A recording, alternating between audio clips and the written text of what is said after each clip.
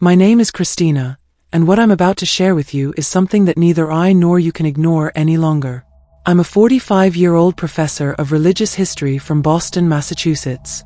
Before my near-death experience, I thought I had a solid grasp on the history of Christianity, but on October 20th, 2024, Jesus himself showed me how much we've misunderstood or perhaps deliberately ignored about the true history of the Church. What I learned shook the very foundations of everything I thought I knew about the Christian Church. But before we start, please let me know where you're listening from. It will be nice to feel closer, even if we're physically apart. Also, don't forget to like and comment on what you thought about this near-death experience testimony. Let's have a fair and open discussion so we can learn from each other on this channel. Enjoy listening. The day started normally enough. I was heading to campus to deliver a lecture on early Christian history when a semi-truck jackknifed on the wet highway. I remember the horrifying screech of metal, the world spinning, and then, peace. The most profound peace I've ever known. The doctors later told me I was clinically dead for 7 minutes and 23 seconds. But where I went during those minutes, what I experienced and learned, felt like an eternity. And every second of it is seared into my memory with a clarity that makes even my most vivid earthly memories seem like faded photographs in comparison. The transition was nothing like I expected. There was no tunnel of light, no floating above my body. Instead, reality itself seemed to fold away like pages in a book, revealing something far more real beneath. The best way I can describe it is like waking up from a dream, except in this case, our earthly life was the dream, and I was awakening to ultimate reality. And then he was there. Jesus appeared before me, but not as the serene figure from stained glass windows or classical paintings. His presence was overwhelming, pure love and truth personified, yet also deeply personal and immediate. His eyes held the wisdom of ages, but also an unmistakable sadness when he looked at what his church had become. "Christina," he said, "you've spent your life studying the history of my church. But there's so much more you need to know, truths that have been hidden, forgotten, or misunderstood. Are you ready to see?" I nodded, unable to speak in the presence of such majesty. What followed was unlike anything I could have imagined, a divine revelation that would challenge everything I thought I knew about the foundation of Christianity. Jesus didn't just tell me about the early church, he showed me. Suddenly, we were there, witnessing events as they actually happened. The experience was more real than any historical document or archaeological discovery could ever be. I wasn't just seeing these events, I was living them, feeling them, understanding them with a clarity that no earthly research could provide. The first shocking truth Jesus revealed concerned the very foundation of the church itself. We materialized in a humble room in Jerusalem, where the apostles gathered in the days following the crucifixion. What I saw challenged everything we've been taught about church hierarchy and leadership. "Watch carefully," Jesus said, as we observed Peter among the other apostles. "What do you see?" I watched, amazed, as Peter, the man traditionally considered the first pope, participated in discussions as an equal among his brothers. Yes, he was respected and influential, but he wasn't acting as the supreme authority we've been led to believe he was. "But," I managed to ask, "didn't you make Peter the rock upon which you would build your church?" Jesus' response was gentle but firm. "I did say those words to Peter, but look at how they were understood at the time." He gestured to the scene before us, where Peter was earnestly discussing matters of faith with James, John, and others. The rock wasn't about creating a hierarchy with Peter at its head. It was about the strength of his faith and testimony becoming one of many foundations for the community of believers. This was the first of many shocking revelations. The early church wasn't the structured hierarchy we know today. It was a vibrant, diverse community of believers, each contributing their gifts and understanding to the growing movement. The authority wasn't concentrated in one person or office. It was shared among many faithful leaders who worked together to spread Christ's message.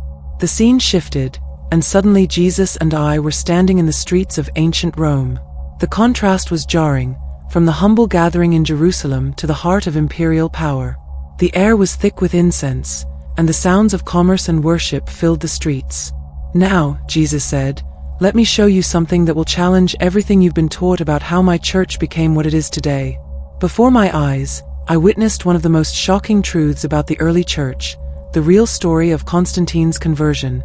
Not the simplified version taught in Sunday schools, but the complex reality that Jesus revealed to me. Watch closely, Jesus instructed as we observed Constantine in his private chambers. What you're about to see has been misunderstood for centuries. I saw Constantine, the mighty emperor, not in a moment of pure spiritual revelation, but calculating the political advantages of embracing Christianity. The famous vision of the cross before battle was there, yes, but Jesus showed me how this moment intertwined divine intervention with human political ambition. But isn't this wrong? I asked. We've always been taught that Constantine's conversion was purely miraculous. Jesus' response shook me to my core. My child, did you think I couldn't work through human ambition to achieve divine purposes? Constantine's conversion was both political and spiritual, a perfect example of how I work through human complexity to achieve my will. The revelation hit me like a thunderbolt. The establishment of Christianity as Rome's official religion wasn't just a spiritual triumph, it was a carefully orchestrated political movement that forever changed the course of the Church. Then came what was perhaps the most shocking revelation of all. Jesus transported us to the Council of Nicaea in 325 AD. But what I witnessed wasn't the orderly, purely spiritual gathering I'd always imagined. Instead, I saw passionate debates, political maneuvering, and even heated arguments about fundamental aspects of Christian faith. This is where many of the doctrines you know today were formalized, Jesus explained, but look at how human the process was. I watched, astounded, as bishops argued about the nature of Christ's divinity, the structure of church authority, and the standardization of Christian practices. The shock must have shown on my face, because Jesus turned to me with infinite compassion in his eyes. Does it disturb you to see such human elements in the formation of church doctrine? He asked. Yes, I admitted. I always thought. We're taught that these decisions were purely divine inspiration. Ah, Jesus said, but isn't it more miraculous that I could work through such human processes to preserve my essential truths? The miracle isn't that these men were perfect. It's that through their very human efforts, my message of love and salvation endured. Then Jesus showed me something that made me gasp. We moved through different early Christian communities, and I saw practices and beliefs that would be considered heretical today. The Gnostic Christians, with their complex spiritual hierarchies and belief in secret knowledge. The Ebionites, who maintained Jewish practices. The various house churches, each with their own understanding of Christ's teachings. But which ones were right? I asked. You're asking the wrong question, Jesus replied. What you're seeing is how my followers, in their sincere desire to understand, interpreted my teachings through their own cultural and spiritual lenses. The truth was working its way through human understanding, like light through a prism. We moved forward in time, and I witnessed how the church began to centralize power in Rome. But again, what Jesus showed me challenged everything I'd been taught. The choice of Rome as the church's center wasn't just about Peter's martyrdom there, it was also about practical considerations of power, influence, and empire. Watch, Jesus said, as we observed early popes navigating both spiritual and political waters. See how they struggled to balance divine calling with earthly power. I saw how church hierarchy developed, borrowing from Roman administrative structures. I witnessed how practices we consider unchangeable traditions actually evolved over time. The role of bishops, the power of the papacy, the structure of church authority, all of these developed gradually, through very human processes of decision-making and adaptation. But then, I asked, what about papal infallibility? Apostolic succession? All the things we're taught are fundamental to church authority. Jesus' answer was both gentle and profound. These doctrines developed over time as my followers tried to understand and organize my teachings. The authority is real, but it came through a process more complex than most realize. One of the most shocking moments came when Jesus showed me how certain gospels and writings were chosen for the New Testament, while others were excluded. We witnessed the debates and discussions that led to these decisions. See how they struggled? Jesus said as we watched church leaders debating which texts to include. They were sincere in their desire to preserve truth, but the process was far more human than many today would like to believe. I watched, fascinated and somewhat disturbed, as decisions about doctrine and practice were made through a combination of spiritual guidance, scholarly debate, and yes, sometimes political convenience. This is perhaps the most important truth I want you to understand, Jesus said, turning to me with an intensity that made my soul tremble. The human elements in my church's development don't make it less divine, they make it more miraculous. Through all the complexities of human nature, through political pressures and cultural changes, through debates and even conflicts, my essential message of love and salvation has endured. The scenes continue to unfold before us: the development of liturgy, the establishment of church calendars, the creation of feast days and fasting periods.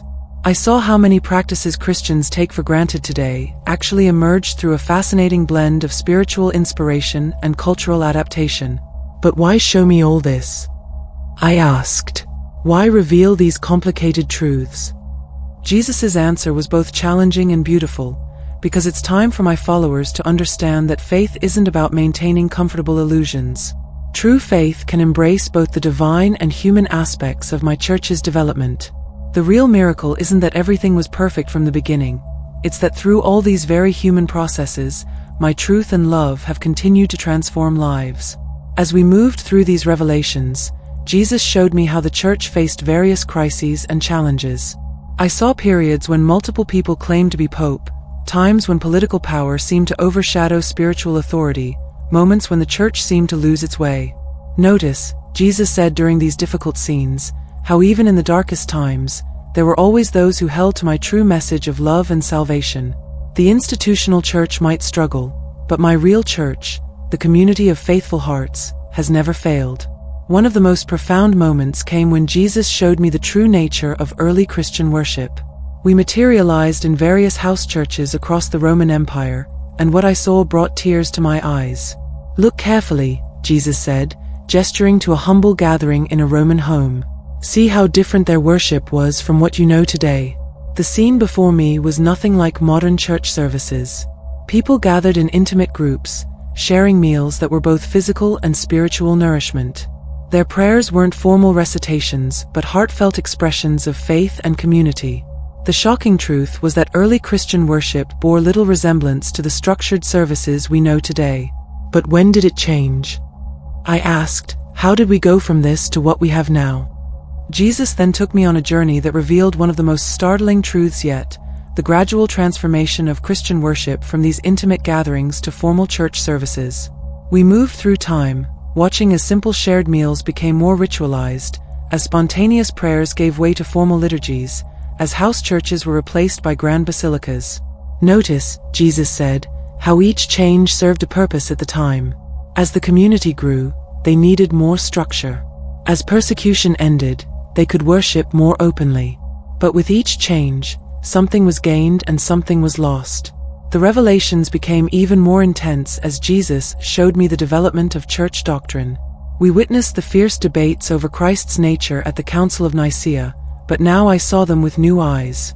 These weren't just theological arguments, they were desperate attempts by sincere believers to understand profound truths.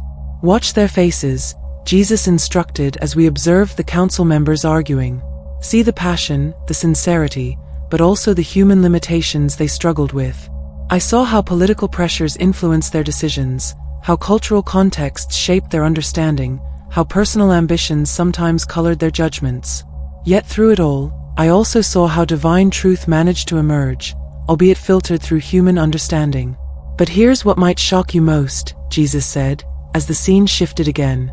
We found ourselves watching as church leaders made decisions about which texts would be considered scripture and which would not. The process was far more complex and human than I'd ever imagined.